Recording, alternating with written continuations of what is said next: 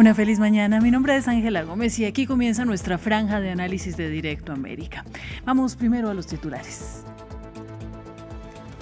Mientras Irán entró en su segunda semana de bloqueo de Internet por las protestas antigobierno, el presidente de Rusia, Vladimir Putin, conversó con el presidente de la República Islámica, Masoud Pezeshkian, y dijo que buscaba ayudar a desescalar la crisis interna. También le ofreció a Israel mediar con Teherán. Los palestinos evalúan los daños después de un nuevo ataque de Israel en varios puntos de la Franja de Gaza, matando al menos a 10 personas, incluidas importantes figuras de Hamas y la Yihad Islámica. Los bombardeos continúan pese al inicio de la segunda fase del acuerdo de paz de Donald Trump. Tenemos reporte.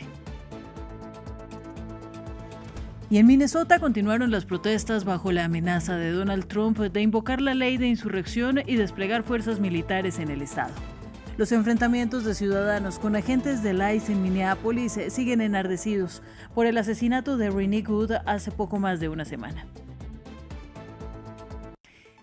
Anunciada la segunda fase del acuerdo de paz en la Franja de Gaza y dado el último ataque, hay expectativa por los planes de los tecnócratas palestinos anunciados como líderes del proceso de reconstrucción. Mientras tanto, la salida definitiva de las tropas de Israel y el desarme de Hamas siguen en suspenso. ¿Qué pasará ahora? Lo analizamos con nuestro invitado del día. Primero el informativo.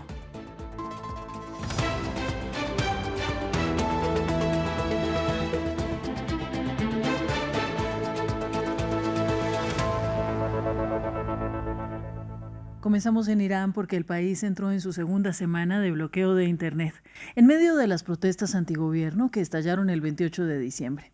El presidente ruso, Vladimir Putin, conversó por teléfono con el presidente Masoud Pezeshkian y ofreció esfuerzos para desescalar la situación interna. Pero también conversó con el primer ministro israelí y le ofreció hacer de mediador con Teherán. El actual movimiento de protesta en Irán llega años después de un gran levantamiento de defensa de derechos de las mujeres, tras la muerte de Mahsa Amini bajo custodia policial.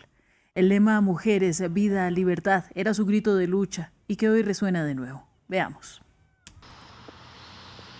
Un país en llamas, en medio de algunas de las mayores protestas vistas desde 2009. Esta joven iraní quema una foto del Ayatollah Ali Khamenei, líder supremo del país, y se suma a una larga tradición de mujeres que se enfrentan al gobierno iraní. Apenas unas semanas después de la Revolución Islámica de 1979, cuando las mujeres iraníes oyeron hablar de la obligatoriedad del hijab, a pesar de la promesa del régimen de proteger sus libertades, decenas de miles salieron a las calles. Pero 4 años después, el velo se convirtió en ley. Y a pesar de conservar el acceso a la educación, los derechos de las mujeres se vieron cada vez más mermados. Desde 1979, las mujeres han estado en el centro de los movimientos de protesta contra el gobierno de los ayatolás.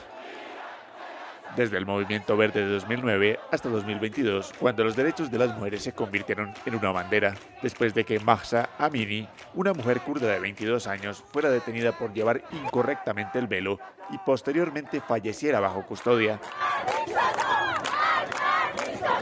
El lema "Mujeres, vida y libertad" resonó en todo el mundo. 550 personas murieron en la represión y 20.000 fueron detenidas.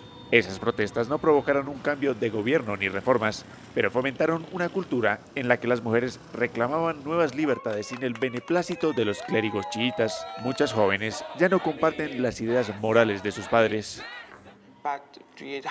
Las mujeres jóvenes ya no dudan en enfrentarse a sus familias, a las que consideran ancladas en la tradición y la cultura islámica. Al igual que yo, quieren imponerse y actúan de la misma manera con la sociedad. Dicen: no quiero hacer eso, no quiero ser así. Ahora, en la ola de protestas de 2026, las mujeres siguen portando pancartas reclamando sus derechos contra el Ejecutivo de Teherán y el sistema de gobierno islámico. Vamos a las noticias de la Franja de Gaza, donde los palestinos levantan los escombros después de un nuevo ataque de Israel contra varios puntos del enclave, causando la muerte de al menos 10 personas, incluidos importantes nombres de Hamas y la Yihad Islámica y un joven de 16 años. Todo esto mientras inicia la implementación de la segunda fase del frágil acuerdo de paz. Nos amplía nuestra corresponsal en Jerusalén, Yanira Gómez Muñoz. El presidente Donald Trump busca dar la impresión de que cumple sus planes y de ahí este anuncio triunfal sobre la llamada Junta de Paz para Gaza que él mismo liderará. Trump ha dicho que ya está conformada, aunque aún no hay integrantes concretos. Se supone que una quincena de países deben participar en la Junta, entre ellos Reino Unido, Francia, Turquía, un país que, recordemos, Israel rechaza en Gaza. La idea es que esta junta supervise el gobierno tecnocrático palestino pensado para la Franja Palestina. El miércoles Washington también presentó este comité nacional que encabezará el ingeniero civil Ali Shad, un exfuncionario de la Autoridad Palestina, algo que tampoco gusta a Israel, pero los miembros de este comité habrían sido validados por el propio Shin Bet israelí. Todo esto son estructuras de la fase 2 del plan estadounidense. Hay otra más faltante, que es esta fuerza internacional de estabilización, de seguridad, pero hay un largo camino antes de considerar un gobierno transitorio que sustituya a Hamás, su entrega de armas y una desmilitarización del territorio y aún más la salida total de Israel, que ocupa más de la mitad de Gaza y controla el resto y todos los cruces. Si desde octubre no ha respetado el alto al fuego de Trump, en las últimas semanas el ejército israelí ha intensificado el número y la fuerza de sus ataques, han vuelto a sobrevolar los drones de forma permanente, siguen los disparos y bombardeos, también contra edificios residenciales. Solo este jueves Israel mató al menos a 10 palestinos, hoy a una mujer de 62 años en el sur de Gaza. Como reportan compañeros periodistas en la franja, allí reina el escepticismo ante la segunda fase, cuando el alto al fuego de la primera fase nunca se ha materializado y sigue la falta de comida, agua y seguridad y medicinas. Más noticias: 24 trabajadores humanitarios que participaban en el rescate de refugiados en Grecia fueron absueltos de los cargos de tráfico de migrantes, en un caso que las organizaciones de derechos humanos han calificado de intento infundado de criminalizar la ayuda a los refugiados que se dirigen a Europa. El juicio fue celebrado en la isla de Lesbos. Tuvo lugar en un momento en que los socios del viejo continente están endureciendo las normas sobre migración, mientras que los partidos de derecha ganan terreno en todo el bloque. Vamos ahora a Estados Unidos. El presidente Donald Trump amenaza con invocar la ley de insurrección para sofocar las protestas en la ciudad mayoritariamente demócrata de Minneapolis, en el estado de Minnesota. La ley permite el uso del ejército estadounidense en territorio nacional, y su amenaza ha agravado las tensiones en el terreno, donde un agente del ICE mató a una mujer la semana pasada y un agente federal disparó e hirió a un hombre el miércoles. Los detalles a continuación. Las tensiones en Minneapolis han alcanzado su punto álgido. La Casa Blanca afirma que los 3.000 agentes del ICE que han llegado a la ciudad están allí para tomar medidas enérgicas contra lo que consideran como inmigración ilegal, pero los funcionarios locales y estatales dicen que el verdadero propósito es sembrar el miedo. Agentes del ICE, armados, enmascarados y sin la formación adecuada, van puerta por puerta ordenando a la gente que les señale dónde viven sus vecinos de color. Detienen a personas indiscriminadamente, incluidos ciudadanos estadounidenses, y les exigen que muestren sus documentos. El jueves, Donald Trump recurrió a las redes sociales para calentar aún más los ánimos, afirmando que estaba considerando invocar la ley de insurrección, una ley poco utilizada que le permite desplegar al ejército estadounidense en territorio nacional, lo que provocó acusaciones y preguntas por parte de los demócratas, que consideran que Trump planeaba militarizar las ciudades demócratas antes de las elecciones de mitad de mandato. Mire, francamente esa es una pregunta que solo el presidente puede responder, pero la ley de insurrección es una herramienta a disposición del presidente. Lo que avivó las protestas fue el fatal tiroteo de la semana pasada contra Rene Nicole Good por parte de un agente del ICE, seguido el miércoles por otro tiroteo que hirió a un hombre que se dice que estaba en Estados Unidos de forma irregular y acusado de resistirse al arresto. Videos publicados en internet como este, en el que se ve a agentes del ICE sacando a rastras a una mujer discapacitada de su coche el martes, a solo unas cuadras de donde murió Rene Good, han expuesto las tácticas de mano dura que emplea el ICE. Sacaron a rastras de un auto a una persona con discapacidad que iba al médico y la acosaron. El presidente está actuando de forma ilegal. Tiene a la agencia ICE actuando como su policía privada. Están llamando a las puertas de la gente, a las puertas de ciudadanos estadounidenses, y les están quitando su libertad. A pesar de la sugerencia del presidente Trump de que los ataques contra agentes federales podrían ser una justificación para invocar la ley de insurrección, hasta el momento no se han presentado cargos federales alegando que los agentes hayan sido atacados o agredidos en Minnesota esta semana. Cambio de tema, la ganadora del Premio Nobel de la Paz, María Corina Machado, se reunió con Donald Trump en Washington este jueves y parece estar haciendo todo lo posible para ganarse el favor del presidente estadounidense. Pero a pesar de dedicar su premio Nobel a Trump, que quería el galardón, y de elogiarlo repetidamente, Machado no consiguió el respaldo de Trump para tomar las riendas de Venezuela tras la captura de Nicolás Maduro en una incursión en Caracas. Veamos. Una reunión discreta para la ganadora del Premio Nobel de la Paz. María Corina Machado almorzó en la Casa Blanca con Donald Trump, lejos de las cámaras. Trump, que no ha ocultado su deseo de ganar un premio Nobel, no respaldó a Machado para que se hiciera con el poder en Venezuela después de que Estados Unidos capturara a Nicolás Maduro. Ahora, la líder de la oposición venezolana parece estar haciendo todo lo posible para ganarse el favor del presidente estadounidense. Le entregué al presidente de los Estados Unidos la medalla del Premio Nobel de la Paz como reconocimiento a su compromiso único con nuestra libertad. Por el momento, la Casa Blanca parece seguir prefiriendo a la actual presidenta encargada, Delcy Rodríguez. La administración ha estado en constante comunicación con la señora Rodríguez y otros miembros del gobierno interino de Venezuela. Ha sido extremadamente cooperativos. Hasta ahora han cumplido todas las exigencias y peticiones de Estados Unidos y del presidente.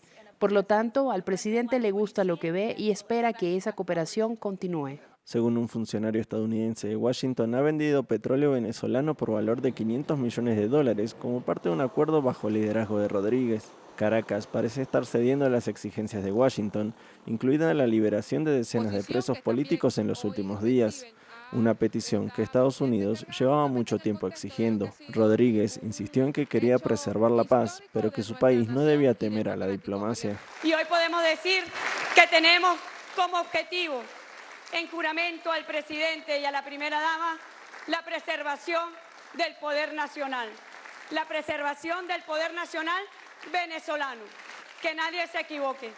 Rodríguez, la ex vicepresidenta de Maduro, también ha prometido una reforma del sector petrolero del país.